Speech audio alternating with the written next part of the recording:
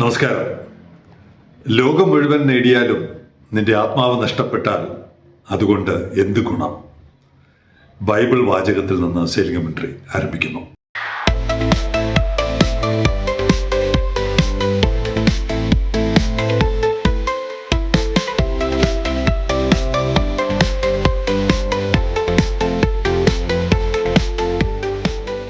വാസ്തവത്തിൽ ഇന്ന് നമ്മുടെ തുറമുഖത്തിന് തൊട്ടടുത്തുള്ള ട്രാൻസ്ഷിപ്മെന്റ് തുറമുഖങ്ങളുമായി ഉള്ള മെച്ചം അതെങ്ങനെ നമ്മുടെ ഇവിടുത്തെ കയറ്റുമതിക്കാർക്കും ഇറക്കുമതിക്കാർക്കും നമ്മൾ പ്രേക്ഷകർക്കൊരു വലിയ റോള് വരികയാണ്.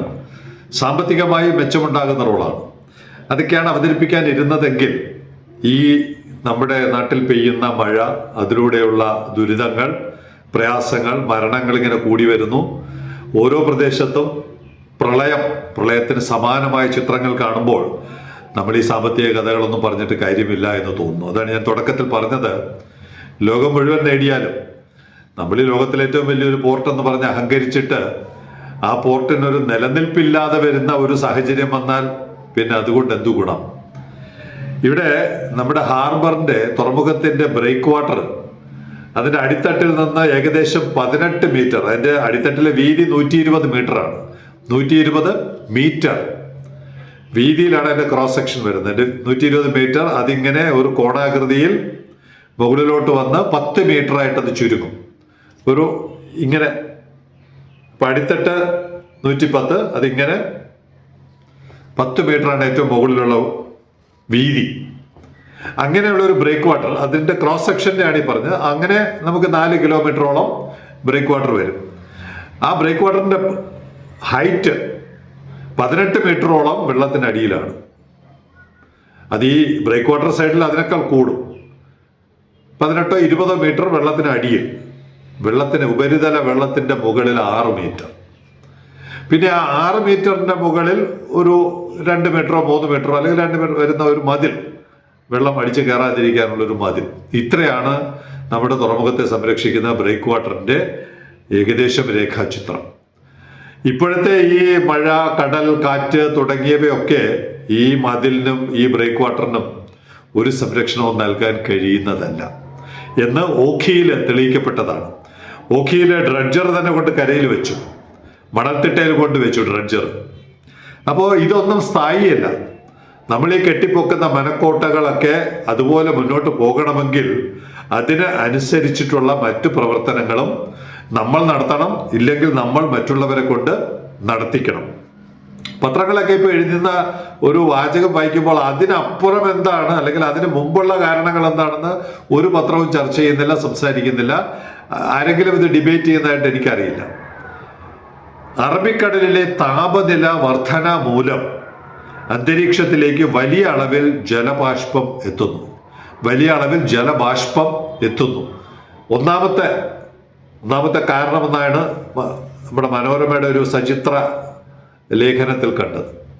പിന്നെ ബാക്കിയുള്ളതല്ല, എങ്ങനെയാണ് ഈ ബാക്കി ഇതിന്റെ തുടർച്ചയായിട്ട് എന്ത് സംഭവിക്കുന്നു എന്ന് പറയുന്നത്. പക്ഷെ ആദ്യത്തെ കാരണം പറയുന്നത് അറബിക്കടലിലെ താപനില വർധന മൂലം അന്തരീക്ഷത്തിലേക്ക് വലിയ അളവിൽ ജലബാഷ്പം എത്തുന്നു.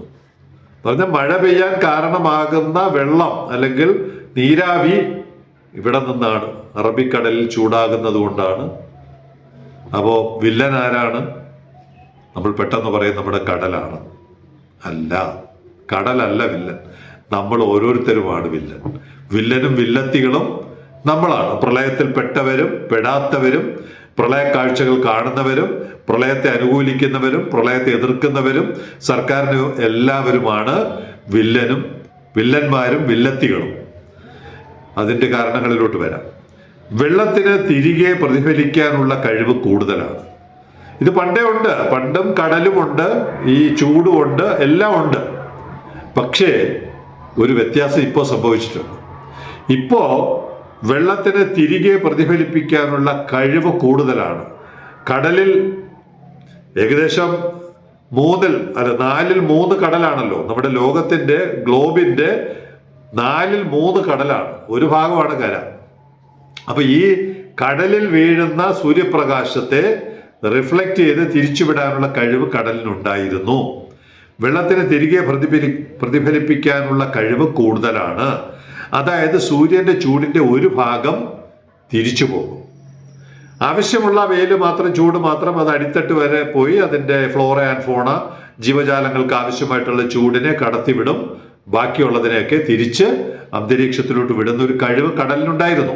എന്നാൽ കടുത്തതോ കടുനിറമോ ആയ പ്ലാസ്റ്റിക് കഷണങ്ങൾ സൂര്യപ്രകാശത്തെ കൂടുതൽ ആഗീകരണം ചെയ്യുന്നു. ഒരു പ്ലാസ്റ്റിക്കിന്റെ കൂടിയ ഒരു ലെയർ കടലിൽ ഉണ്ടായാൽ ചൂടിനെ തിരിച്ചുവിടുന്നില്ല, ചൂടിനെ ഇങ്ങോട്ട് വലിച്ചെടുക്കുന്നു. എന്നാൽ കറുത്തതോ കടുനിറമോ ആയ പ്ലാസ്റ്റിക് കഷണങ്ങൾ സൂര്യപ്രകാശത്തെ കൂടുതൽ ആഗീകരണം ചെയ്യുന്നു. കോടിക്കണക്കിന് പ്ലാസ്റ്റിക് കൂമ്പാരം കൂടുമ്പോൾ അത് കടലിന്റെ മുകളിൽ ഒരു കറുത്ത പുതപ്പ് പോലെ ആകുന്നു. ഇത് ചൂട് തിരികെ വിടാതെ പിടിച്ചു വെക്കുന്നു. വില്ലൻ ആരാണെന്ന് മനസ്സിലായല്ലോ. ഇത് ഏകദേശം 1980കളുടെ അവസാനമാണ് ഈ പ്രതിഭാസം മാറി തുടങ്ങിയെന്നാണ് കേൾക്കുന്നത്, വായനയിലൂടെ മനസ്സിലാക്കിയത്. അതിനു മുമ്പ് സ്വാഭാവികമായി ചൂട് കൂടിയാൽ ചൂടിനെ റിഫ്ലക്റ്റ് ചെയ്ത് കടൽ വിടുമായിരുന്നു എന്നുള്ളിടത്ത് ഇപ്പോൾ കടൽ ആഗീകരണം ചെയ്യുന്നത്. എങ്ങനെയാണ് ആഗീകരണം ചെയ്യുന്നത്? പ്ലാസ്റ്റിക്കിന്റെ സാന്നിധ്യമാണ്. കടലിന്റെ മുകളിൽ ഒരു കറുത്ത പുതപ്പ് പോലെ പ്ലാസ്റ്റിക്കിന്റെ ആവരണം ഇപ്പോൾ കൂടുതൽ കണ്ടുവരുന്നു. ആരാണ് ഈ പ്ലാസ്റ്റിക്കിനെ കടലിൽ കൊണ്ടുവിടുന്നത്? ഇടുക്കിയിലിരിക്കുന്നവരും കടലിൽ വിടുന്നുണ്ട്, അറിയാമോ? ഇടുക്കിയിലിരിക്കുന്നവരും അങ്ങ് കാശ്മീരിലിരിക്കുന്നവരും പ്ലാസ്റ്റിക് കടലിൽ വിടുന്നുണ്ട്. നമ്മളെല്ലാവരും വിടുന്നുണ്ട്. കാരണം എന്താണ്? ഏത് മലയുടെ മുകളിൽ ഒരു പ്ലാസ്റ്റിക്കിനെ കൊണ്ടിട്ടാലും കാറ്റ് അടിച്ചടിച്ചടിച്ചടിച്ച് ഏതെങ്കിലും ഒരു തോടിൽ, ഒരു കൈത്തോടിൽ കൊണ്ടിടും. തോട് ഒരു നദിയിൽ കൊണ്ടിടും. നദി കായലിലെത്തിക്കും, കായൽ കടലിലെത്തിക്കും. അപ്പൊ കാശ്മീരിലോ കന്യാകുമാരിലോ എവിടെ ഇട്ടാലും അവസാനം ചെന്ന് ചേരുന്നത് കടലിലാണ് എന്നുള്ളത് കൊണ്ട് തന്നെ കടലിന്റെ ജൈവഘടന മുഴുവൻ തകിടം മറിഞ്ഞതാണ്. 2018 മുതലല്ല, 2017 ഓഖി എന്ന് പറയുന്ന ചുഴലിക്കാറ്റ് 152 പേരെ കൊന്നൊടുക്കിയ ചുഴലിക്കാറ്റിന്റെ അതിനെ തുടർന്നാണ് ഞങ്ങൾ ഈ വിഷയം പഠിക്കാൻ തുടങ്ങിയത്. കാരണം എന്താണ്? മത്സ്യത്തൊഴിലാളികളെ മുഴുവൻ കൊന്നൊടുക്കുന്ന ഒരു കടലിൽ ഒരു തുറമുഖം പണിത് വെച്ചിട്ട് വല്ല കാര്യമുണ്ടോ? മത്സ്യത്തൊഴിലാളികൾക്ക് കൂടി പ്രയോജനം ചെയ്യുന്ന ഒരു തുറമുഖത്തിന് വേണ്ടിയാണ് കഴിഞ്ഞ 30 വർഷം ഞങ്ങൾ പ്രവർത്തിച്ചത്.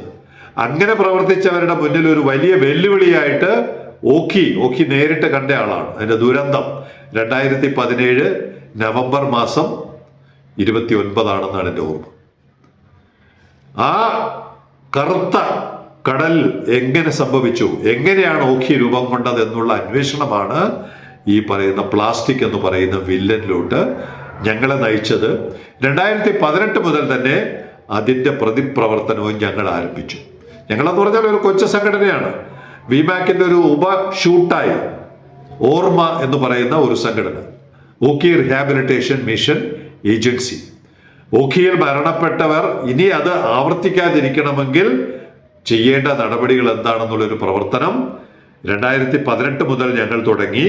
ഞങ്ങളുടെ കൊച്ചു സംഘടന ഇപ്പോൾ ഏകദേശം 2026 ആകുമ്പോൾ 25 ടൺ, ഒരുപാടൊന്നുമില്ല, 1000, 100, 2000 ഒന്നുമല്ല, വെറും 25 ടൺ പ്ലാസ്റ്റിക് ഞങ്ങൾക്ക് കുപ്പിയിൽ അറസ്റ്റ് ചെയ്ത് ഭൂമിയിൽ സംഭരിക്കാൻ കഴിയും.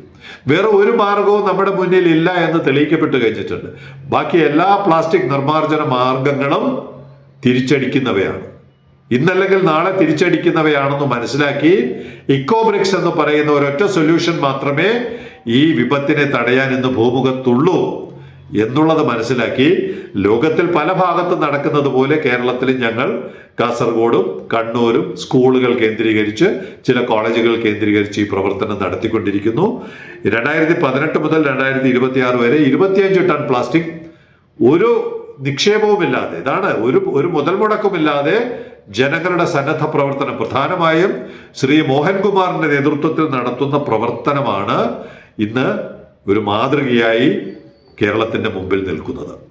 അപ്പോൾ ആ ഒരു പ്രവർത്തനം നമ്മളെല്ലാവരും, തുറമുഖത്തെ സ്നേഹിക്കുന്നവർ ഏറ്റെടുക്കാതെ, നമ്മുടെ കടലിനെ തണുപ്പിക്കാതെ, അന്തരീക്ഷത്തെ തണുപ്പിക്കാതെ നമുക്ക് മുന്നോട്ട് പോകാൻ കഴിയില്ല. നമ്മുടെ തുറമുഖത്തെ സംരക്ഷിക്കണമെങ്കിൽ, നമ്മുടെ നാടിനെ സംരക്ഷിക്കണമെങ്കിൽ, നമ്മുടെ ഭാവി തലമുറയെ സംരക്ഷിക്കണമെങ്കിൽ, മലയോരങ്ങളിൽ ജീവിക്കുന്ന നമ്മുടെ സഹോദരങ്ങളെ സംരക്ഷിക്കണമെങ്കിൽ നമ്മൾ തന്നെ നേതൃത്വം കൊടുക്കണം. തുറമുഖത്തെ സ്നേഹിക്കുന്നവർ അതിന് നേതൃത്വം കൊടുക്കണം.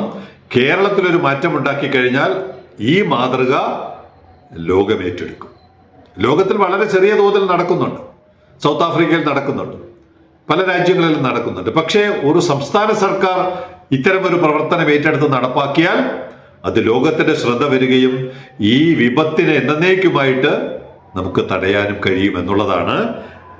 തുറമുഖം മാത്രം സംസാരിക്കുന്ന അത്തരമൊരു കാഴ്ചപ്പാടിലൂടെ നമുക്ക് ഈ തുറമുഖത്തെ മുന്നോട്ട് കൊണ്ടുപോകാൻ കഴിയില്ല എന്നുള്ളത് തീർച്ചയായിട്ടും ബോധ്യപ്പെട്ട സാഹചര്യത്തിലാണ് ഇന്ന് അതിനുള്ളൊരു മറുമരുന്ന് എന്നുള്ള നിലയ്ക്ക് ഈ വിഷയം അവതരിപ്പിച്ചത്.